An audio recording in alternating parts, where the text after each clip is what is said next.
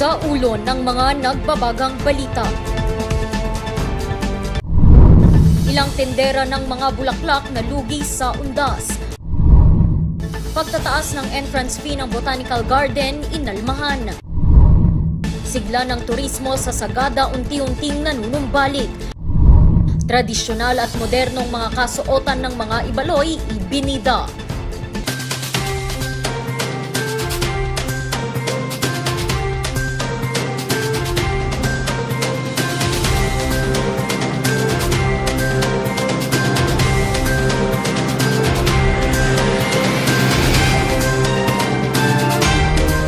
Live from the studio of RNG Luzon, this is Luzon Headlines. Naimbaga malam Amyanan, Luzon. Narito na ang mga bago at may init na mga balita.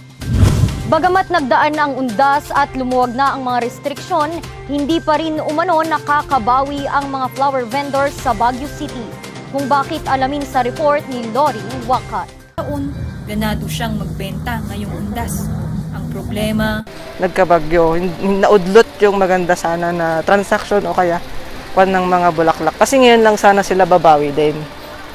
Kasi nung last na pandemic, nagtapon-tapon sila ng mga bulaklak, tawalang bibili. Kasi sarado lahat. bagamat napilitang magbukas ng pwesto ngayong undas, kakarampot lamang ang kanyang kinita. Umunti, siguradong umunti. Kasi syempre, nung una, maganda yung start niya. Nung 28 or 27, maganda. Kasi wala pang bagyo nun eh. Pero nung meron na yung bagyo, wala na.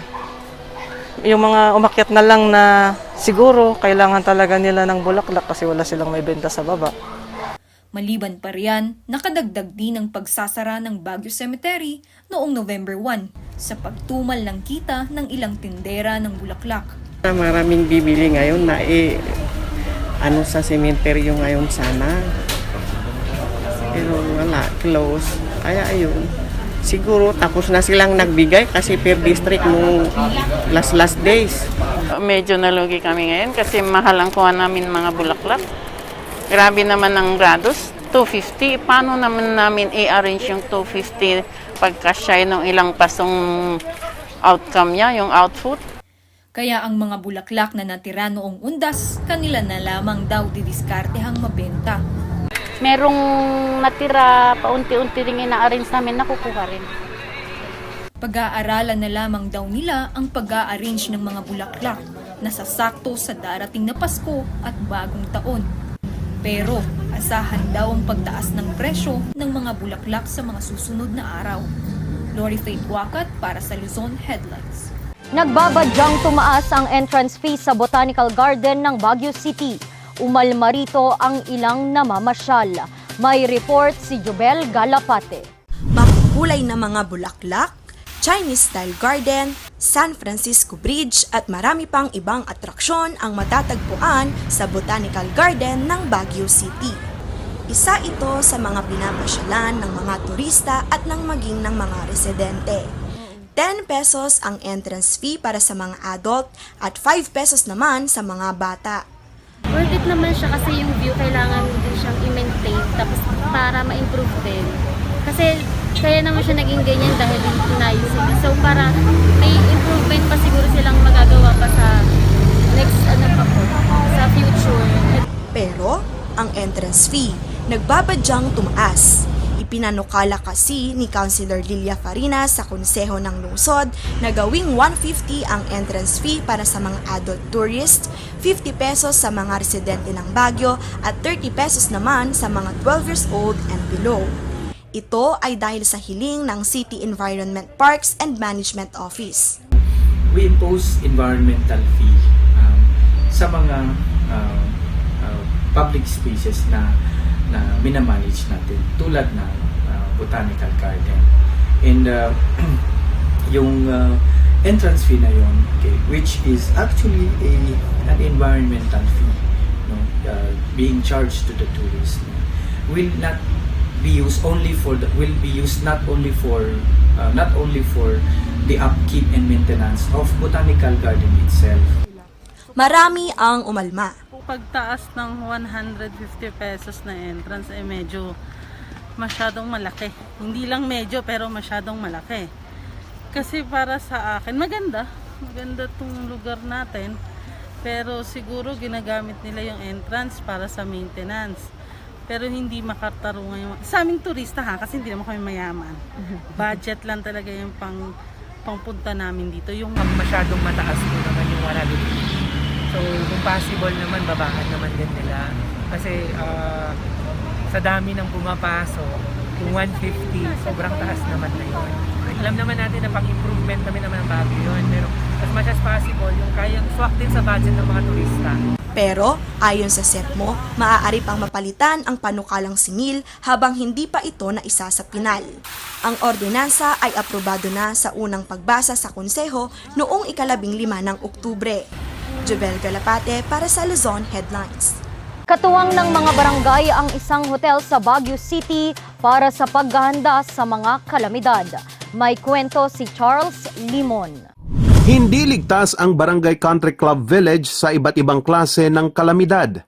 Kaya ang barangay, sariling sikap sa procurement ng mga kagamitan. Meron po kami doon sa taas pero nagpapasalamat po kami ngayon kasi wala pong sakuna na nangyari po. Kaya laking tulong sa paghahanda ng barangay sa mga kalamidad ang mga tulong na ibinigay ng Baguio Country Club. Pasalamat po kami kasi parang prepared na kami in case ng disaster pero sana po walang disaster. We have provided them with rescue equipment during typhoon. We have provided them with some skull guards, lights, flashlights, rain gear, boots, some shovels and axes para makapag-respond sila kaagad.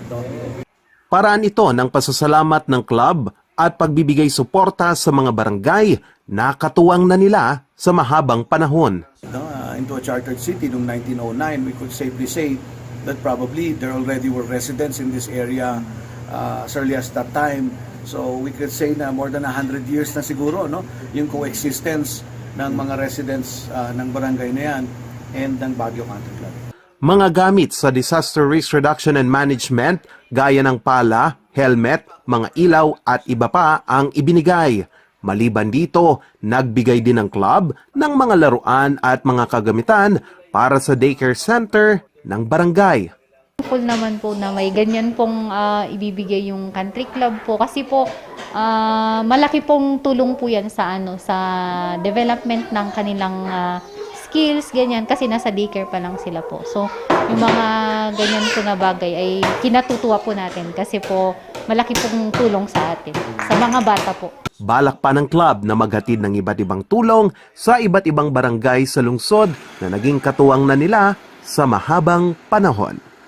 Charles Nicolimon para sa Luzon Headlines. Susunod, turismo ng Sagada unti-unting bumabalik ang sigla. Yan at iba pang mga balita. Abangan!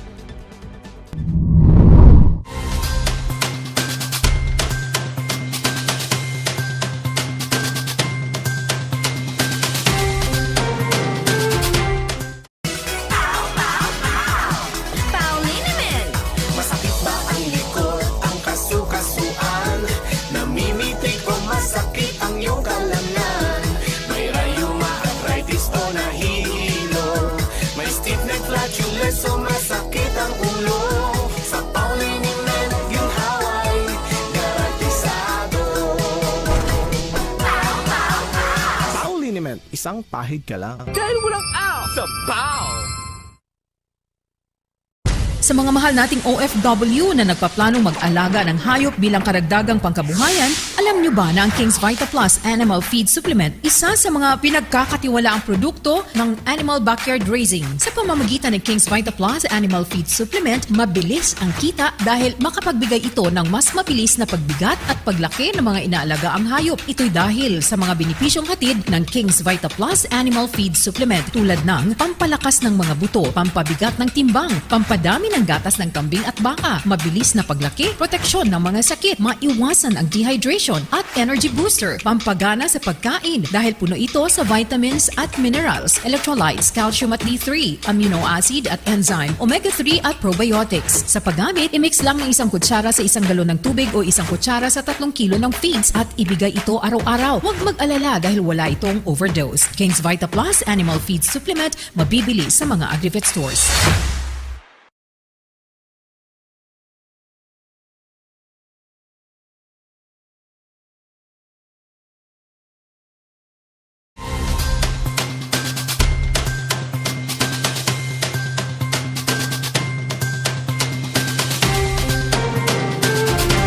Dinaragdagan ngayon ng bayan ng Sagada ang kanilang mga tourism office para sa muling pagpapasigla ng kanilang turismo. May kwento si Charles Limon. Turismo ang isa sa mga malalakas na industriya ng bayan ng Sagada. Kaya matapos ang paghigpit ng pandemya, layon ngayon ng bayan na mapalakas pa ito. Ito'y sa pagtatayo ng mga karagdagang mga tourism information offices. Isa sa mga nabiyayaan nito ang Barangay Suyo. No, ma-open na ito yung information dito sa Southern. Pang baka ad-aduti progreso nga umay dito ayan mi nga Southern Barangay. Mairaman pa iti Juanti Sagada Municipal. Ang information office kasi ay matatagpuan sa kahabaan ng Balili Suyo Road na isa ding daanan papasok at palabas ng bayan ng Sagada. Angkop din ang lokasyon ng Tourism Information Office dahil kalapit lang nito ang ilang mga pasyalan sa Sagada. Blue Soil, Balangagan, toy Blue Lagoon. Timbre toy shortcut gaming mapan ito sa Sagada toy. Tanto at least mayat ti kalsada. So ano ma-open ti information dito bakat adang dito ti aglag-ina na saran tumapanmot lang ijay munisipyo mi nga Sagada. Sa ngayon kasi, tanging sa poblasyon o sa sentro ng bayan lamang ang Tourism Information Office ng Sagada. Dito ay maglalog-in muna ang mga turista bago sila makapamasyal sa bayan. Kaya aprobado ng Department of Tourism ang hakbang na ito ng bayan ng Sagada. That in a way, they can also account for all the visitors coming in. Because if you just centralize it in Poblacion, people who come from here may not really go to the information center. So it is nice that in entry points already, you have captured the number of warm bodies coming to Sagada. Mula Enero hanggang Oktubre ngayong taon, nakapagtala ang bayan ng 39,000 na mga tourist arrivals. Bagamat mababa ito kumpara sa 140 hanggang 150,000 na mga tourist arrivals bago magpandemya, maganda na din itong numero para sa pagbangon ng industriya. Unti-unti nakikita mo naman yung mga gabay ng mga travel agencies, yung mga vans, at least naman. Lalong makikita mo yan, maobserve mo tuwing weekends. Sa Friday ng hapon, Sabado, meron sila. Makikita mo yung mga bisita dito sa Sagada. Ilan sa mga ginawa ng pamahalang bayan upang makahikayat ng mga turista ang pagluluwag ng restriksyon papasok sa bayan at pagpapababa ng mga rates at ratio ng mga tour packages. Last month lang na parang binigyan ko ng memo yung tourism office na parang salintabi muna natin ang mga ito para at least sa tingin ko, yan ang dahilan na hindi makapunta-punta yung mga bisita dito. Pero tingnan niyo kung i-ikon natin, medyo natin igaan. At sa isa pa yung mga rates at ratio. Actually, yun ang huli kong kumbaga. Yung dati sa pandemya, 1:7 yung ratio. Sa ngayon, ginawa kong 1:10. Inaasahan ng Sagada ang revenge tourism o pagdagsa ng mga turista sa bayan ngayong Burr months. Charles Nicolimon para sa Luzon Headlines. Inirampas sa isang fashion show ang mga tradisyonal at kontemporaryong kasuotan ng mga Ibaloy. Tunghayan natin yan kay Sofia Pagaduan.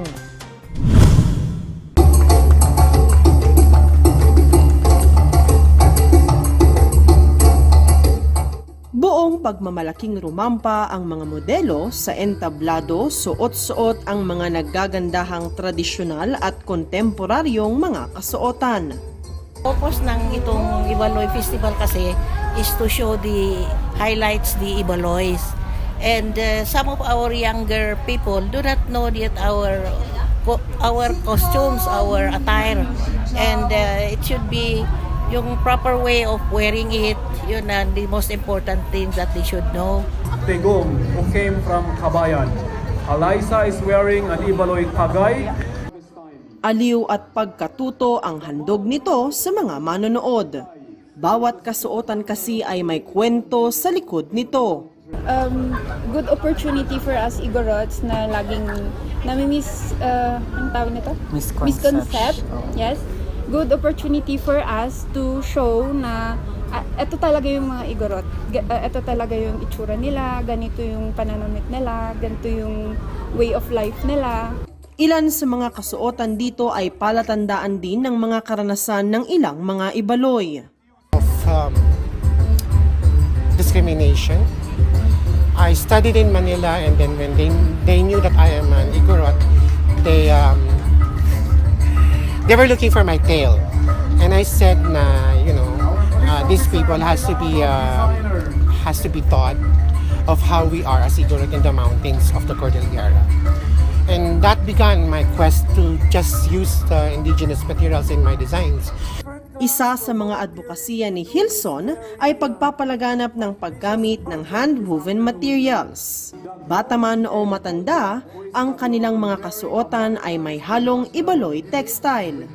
Batid ng mga Ibaloy na hindi mapipigilan ang impluensya ng modernisasyon sa mga kasuotan. Kaya naman hiling nila, inaano ko lang naman sa kanila, yun lang. Lang too much revealing, masyadong skinned. Siyempre, andun pa rin sana yung kahit papano, andun yung tradition pa rin na iniisip sana nila. As a fashion designer, and I'm promoting the Benguet cloth in my aesthetic. So parang yung limit niya is as long as hindi siya bastusan tignan, and ang aktibidad ay tinawag na paasas na parte ng Ibaloy Festival. Hudyat ito ng pagtatapos ng isang buwang selebrasyon ng pagdiriwang. Sofia Pagaduan para sa Luzon Headlines. Adventure tourism sa Cordillera balak palakasin, kung paano alamin sa pagbabalik ng Luzon Headlines.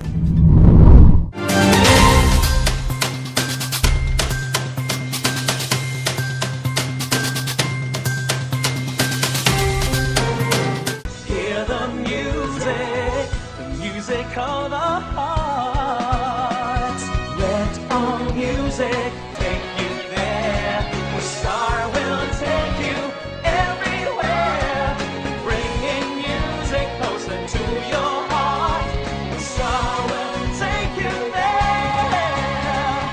Sa milk ng batang 90s, darat atin lang i-try. Ang batang 90s milk tea, di ka magsisisi, promise. Sa milk tea ng batang 90s.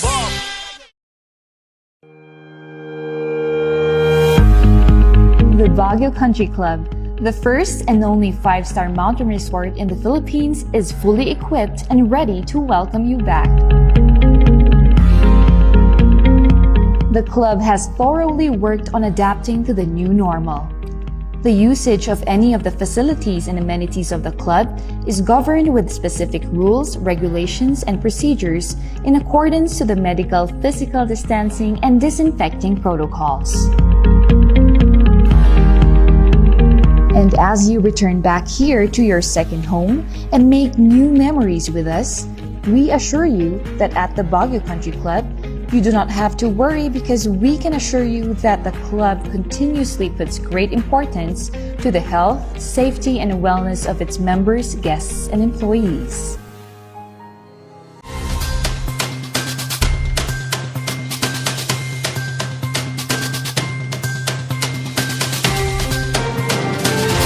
Sa patuloy na pagluwag ng mga restriksyon mula sa pandemya, ay ang patuloy ring pagpapakilala sa tourism adventure sa Cordillera. Alamin natin yan sa kwento ni Sofia Pagaduan. Mayaman sa mga matatayog at matatarik na mga kabundukan ang Cordillera. Hindi maikakailang kilala ang rehiyon sa mga mahilig sa hiking. Kaya ang organisasyong Cordillera Conservation Trust unti-unting pinapakilala ang adventure tourism. Mountain development through the development of sort of adventure in different parts of the Cordillera. So we've been doing this since 2005, so it's been a long time. Pero dahil sa pandemya, pansamantalang natigil ang kanilang mga aktibidad. Ngayong taon, pangako ng organisasyon ang mas malaki at mas mapanghamon pang mga aktibidad para sa mga adventure lover. Isa na rito ang inaabangang Cordillera Mountain Trail na gaganapin ngayong Disyembre. Well, one of the reasons we're creating races like this is to create value for the wild spaces. No? So one of the, if you look at the Cordillera, we're blessed, no, with a lot of beautiful wild spaces. But then the value is normally seen for timber, for land, for mining.